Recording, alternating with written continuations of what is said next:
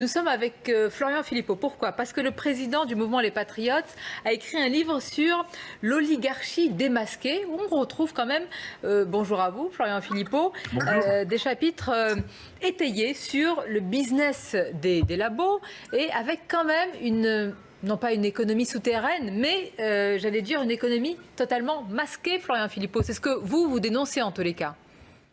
C'est-à-dire que moi j'ai fait ce livre et je l'ai fait assez vite d'ailleurs parce que j'ai le sentiment que quelque chose cloche dans cette crise depuis le début et je pense que beaucoup de Français ont le sentiment qu'il y a quelque chose qui cloche.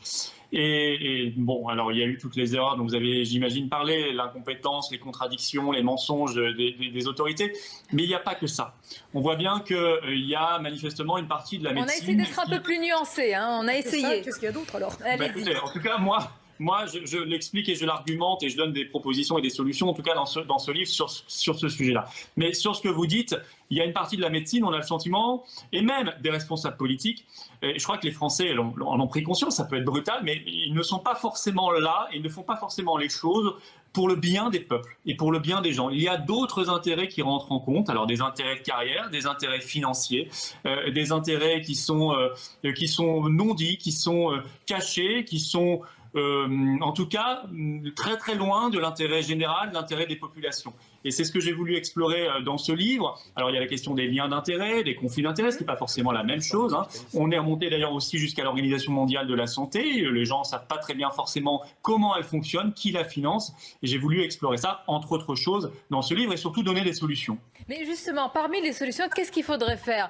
Certains disent, et vous-même l'avez dit sur ce plateau il y a quelques jours, par exemple, un exemple très concret, puisque nous recevons beaucoup sur nos plateaux de télévision des médecins, des scientifiques, des épidémiologistes, est-ce qu'il faudrait qu'il y ait à côté du nom, de la fonction, également les liens? Ce ne sont pas forcément des conflits d'intérêts, ce sont parfois des liens, tout simplement, qui soient affichés, qui soient transparents.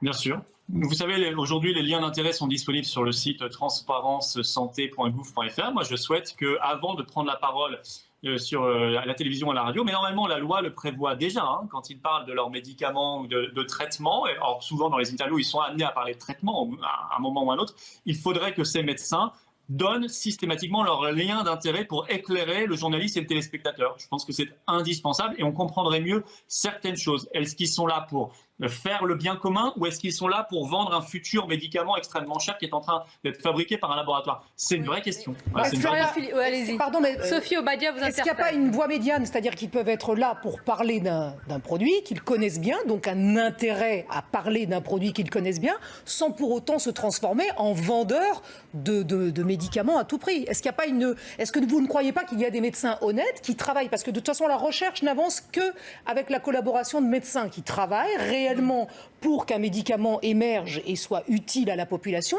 sans pour autant être à la solde, je dirais, de mauvais instincts. Non, il y a des gens, je pense qu'il y a évidemment une grande majorité de gens très, très honnêtes et de médecins honnêtes qui ont en tête leur serment d'Hippocrate, bien sûr.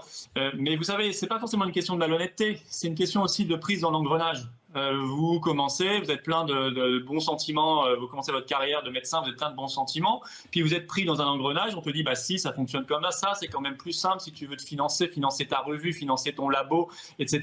Et puis vous rentrez dans l'engrenage, puis à la fin, vous vous rendez compte que vous n'êtes plus qu'un VRP d'une marque. Voilà. Oui, mais Florian Philippot, cet engrenage, Florian Philippot, cet engrenage, j'allais dire, c'est une course qu'on connaît, c'est la course au financement, comme pour le vaccin. Et d'ailleurs, les laboratoires, ils sont détenteurs des brevets et ils décident de la production, à qui le vendre et combien. Donc j'allais dire, malheureusement, on peut le déplorer, mais c'est les règles du jeu. Ah mais moi je l'explique dans ce livre, je pense qu'il faut à un moment revenir à une filière publique du médicament. On ne peut pas laisser simplement dans les intérêts, parce que ce que je dis derrière ça, le mécanisme à l'œuvre, ce sont les mécanismes du capitalisme financier mondialisé, c'est pas autre chose que je décris. Ce sont des entreprises privées qui sont là pour rémunérer un actionnaire et faire un taux de marge, si possible, grandissant année après année. C'est pas autre chose. Donc la réalité, c'est que si on ne décide pas que ça relève du service public, et moi je considère que la santé, ô combien la santé et le médicament, ça relève du service public, alors on sera sera toujours à voir. Donc je pense qu'il faut qu'il y ait une vraie réflexion sur une filière publique du médicament. Il y a une recherche publique, elle doit travailler avec la recherche privée, évidemment. Il peut y avoir des acteurs privés, bien évidemment, mais il faut réinvestir le champ de l'intérêt général et du service public dans ce domaine-là, ce qu'on a complètement déserté. Le problème aussi, vous savez, ce qu'il faudrait interdire, c'est les pantouflages des fonctionnaires ou des membres de cabinets ministériels, voire des parlementaires ou des ministres, voire plus, qui font des allers-retours avec l'industrie pharmaceutique. C'est pas possible. La démagogie, là, interdire le pantouflage. Bon, bah écoutez... Non, pas du tout. Alors, pas du tout. C'est pas du tout de la démagogie. Je pense que c'est au contraire une vraie éthique, une vraie morale de la gouvernance et de la responsabilité d'interdire par la loi ce pantouflage qui cause beaucoup de problèmes. Pas qu'avec l'industrie pharmaceutique. Il y a beaucoup d'autres secteurs qui sont concernés. Mais celui-ci est problématique. On le sait. Florian Philippot, on retient en tous les cas la filière publique du médicament. Elle existe, mais il faut la réactiver. Merci à vous. Merci d'être intervenu en direct. Merci à vous.